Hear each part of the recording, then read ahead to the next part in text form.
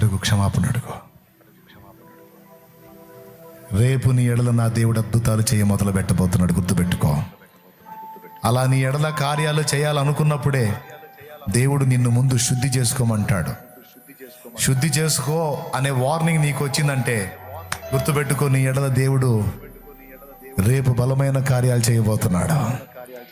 ఈరోజు నా కుమారుడా నువ్వు రెడీగా ఉండు, శుద్ధి చేసుకో.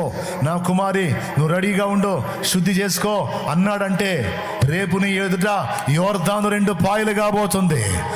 రేపు నీ ఎదుట ఎర్ర సముద్రం 2 పాయలు కాబోతుంది. రేపు నీ యొద్దకు పూరేడు పక్షులు పరిగెత్తి వస్తాయి.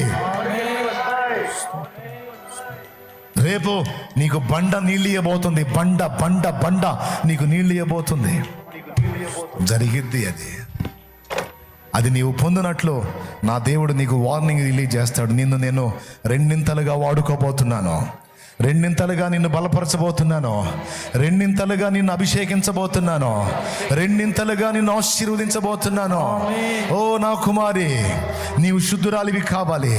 ఓ నా కుమారుడా నీవు పరిశుద్ధపరచబడాలి, నువ్వు దిద్దుకోవాలి.